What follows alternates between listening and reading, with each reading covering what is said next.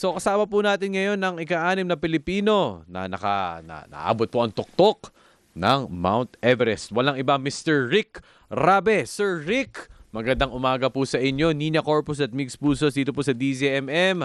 Isa pong karangalan na makausap ka po namin in the flesh. Kasi hindi kayo based dito, sir, di ba? Thank you for joining us today, sir. Oo nga, sorry, na-excite ako kung tagasan. Hulaan niya. Sige, sir. Sir Rick, go. Magandang umaga po nila and magandang umaga rin po sa inyong tagapakinig at tagapanood po. Ay, nako, sorry. Paulit natin yung greetings ni Sir Rick. Naka-off pala yung mic. Sir, pakiulit. Take two, sir. Take two. Oh, good morning, sir. Good morning. Magandang umaga po sa inyo, Migs and Nina. Magandang umaga rin po sa inyong tagapakinig at tagapanood. Okay. And wait, Sir Rick, kayo ay nagbabakasyon ba ngayon? Kasi hindi nga kayo naka-base sa Philippines mula pa sa Geneva. Opo, bale naka-RNR po ako. Nandito po ako para bisitahin ang aking mga kaibigan at pamilya. Ayan. Teka, na-curious ako. Paano kayo napunta sa Geneva? Doon po yung trabaho ko sa International Telecommunications Union. Isa po siyang specialized agency ng United Nations. Oh, Ang wow. galing. Wow. At sa kabila ng trabaho nyo, ay nakasummit kayo ng Mount Everest. Yun na nga po. Pero taga-saan po kayo sa Pilipinas? What's your province? So originally po, ako'y pinanganak at lumaki sa Cotabato City. Pero ang aking mga magulang ay isa pong Ilocano from Santa Ilocos Sur at yung aking nanay po ay taga Daan Bantayan, Cebu. Wow. So, iba-iba. Oo. Kulang na lang, Naimbag dos nga bibig. daw, maayong udto in Bisaya. Oh. Welcome. Welcome, sir. Opo. Okay, sir, kwento na naman experience po ninyo nung kayo po tinahak po ninyo ang Mount Everest. So bali, 2 buwan pong expedition nito. Basically, mahigit 1 linggo ang pag-akyat papuntang base camp lang.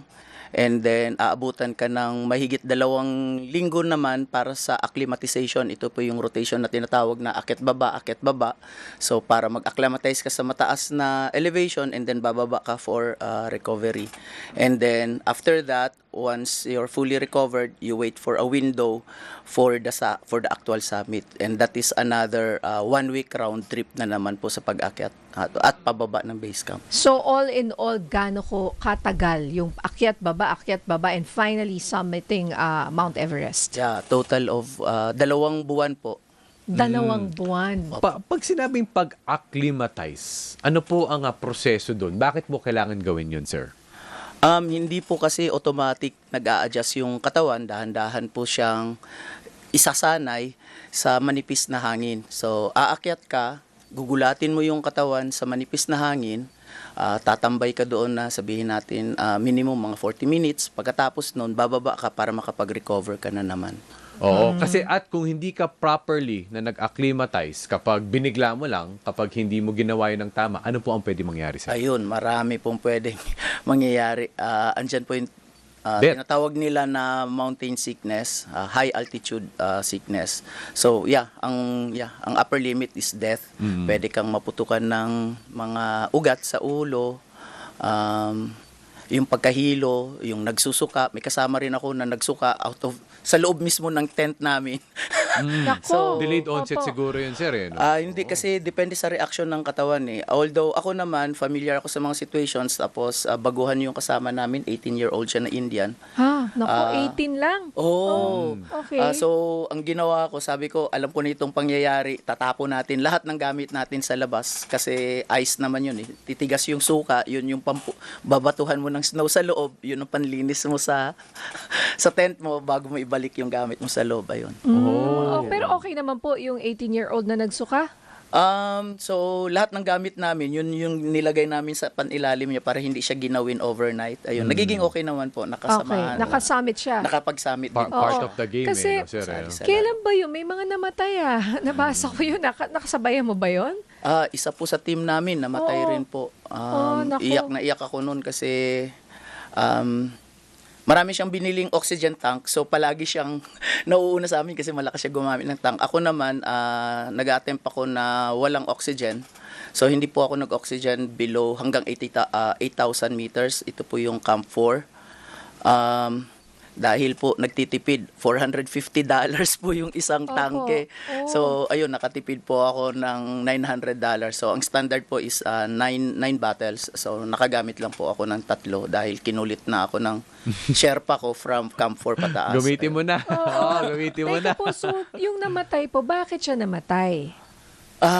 Yun ang magandang tanong. Sa tingin ko po, masyado siyang nagstay ng matagal sa Camp 4. Death zone na po yung Camp 4 pataas. Pareho po kasi kami initially nag-attempt ng double summit. Yung Mount Everest at saka yung Mount Lhotse. Ayun. Oo. Ano yung Mount Lhotse? Saan naman to?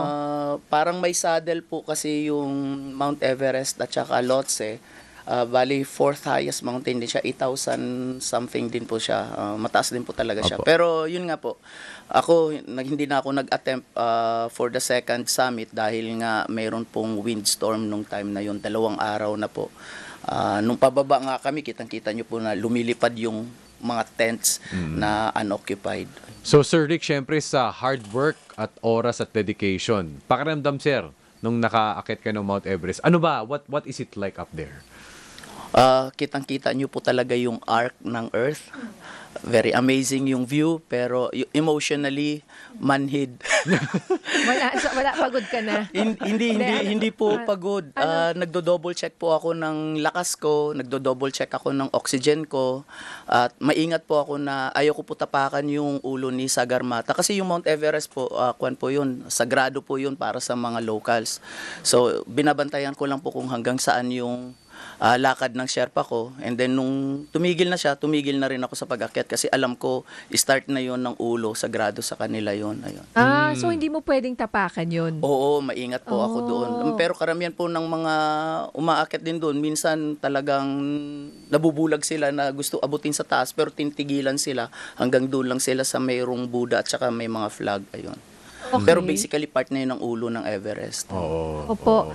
And then, so, bakit mo nasabi na manhid?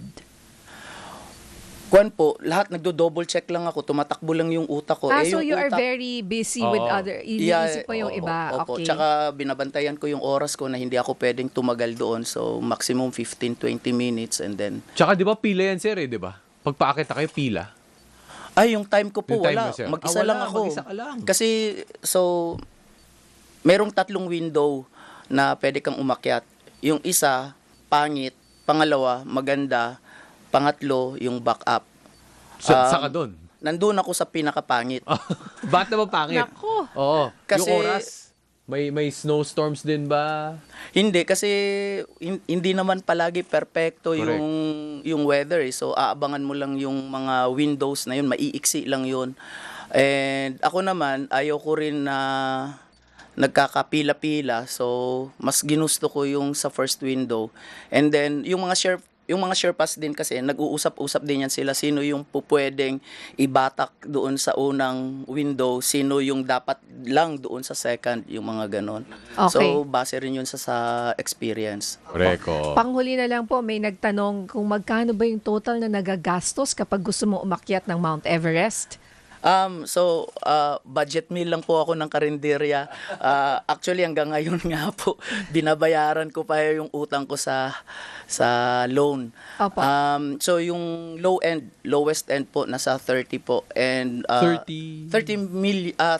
30,000 US dollars. So, nasa 2 million po yun. Akala ko 30 So, million. oo. 2 million pesos. Oo. Yung pinakamura na yon. At mahigit kalahating million po. $30,000, ah. Hindi, $30,000. Dollars, Which oo. is 2 2 million, about 2 million. million Okay. pesos. Karinderya, budget meal pa lang ho yun. Abal, entry level lang Oo, pala. yung sa akin nga, so, ang climbing permit doon, mahigit kalahating milyon na kaagad. Oo, grabe. So, yung matitira doon, para na yun sa pagkain mo. So, ako, nagtitipid lang ako. So, kanin, munggo lang ako.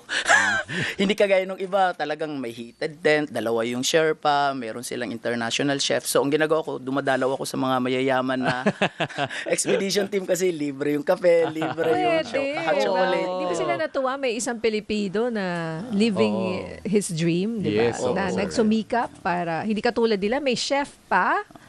Oo. Ay, Wow. mayroon akong kilala doon, mga milyonaryo sila. Bale, ang recovery nila sa Bangkok pa. I-helicopter sila, pababa ng Lukla, and then from there, i-aeroplano sila pabalik ng Bangkok. Talagang sea level for recovery. And then 1 week later, ililipad ulit sila pabalik. Wow. So, Wow. tapos Kanya-kanyang samantalang... resources Wow. din eh. No? Oo, minsan ganun. Oo. Pero, oo. Oo, yung sa akin nga, talagang naaawa ako sa sarili ko, parang tambay lang ako sa base camp. Pero sir, siguro no, kasi syempre, kumbaga, panghuli na lang mula sa akin. Kumbaga sir, syempre, sa mountaineering community, sa mga gusto maabot ng pangarap na to, sir, paano kayo naka-inspire din sa ibang tao with this achievement, even if, sir, limited po ang inyong mga resources? Ayun, syempre, tulad nyo, tulad din ng mga ating mga tagapakinig at tagapanood, nagsimula lang din po ako sa isang simpleng pangarap.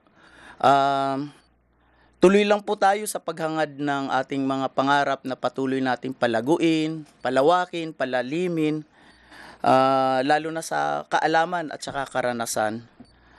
Lalo na sa mga nakakabuti para sa ating sarili, sa ating pamilya at sa bayan. Ayun. So, lahat po tayo, may kanya-kanya po tayong Everest na pagsubok sa buhay. So, lagi lang natin tandaan na kayang-kaya po natin siyang lampasan kung buong loob po nating harapin. Alright. Napakaganda po ng inyong mensahe at wala na akong masasabi doon. Maraming salamat po. Mabuhay po kayo, Sir Rick Rabe, ang ating 6, tama po? Filipino, Tama ba, sir? ika-6. Hindi Ish. hindi Na po ako Filipino? particular, pero ang alam ko somewhere 8 or 9. Oh, 8 or 9. okay. Okay. Top 10. Top Yun 10. na lang. 8 or 9 Filipino na naka-summit ng Mount Everest. Ako, maraming salamat po for your time and congratulations. You make us proud. Thank you, sir. Maraming salamat din po for having me. Salamat Thank po. you. Thank you. Susunod po headline ngayon kasama sina Jeffrey Hernandez at Rica Lazo. Muli ako po si Mings Pustos ng Seserbisyo.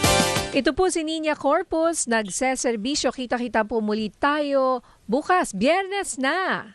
Pero Thursday muna, no? Bye! Bye po.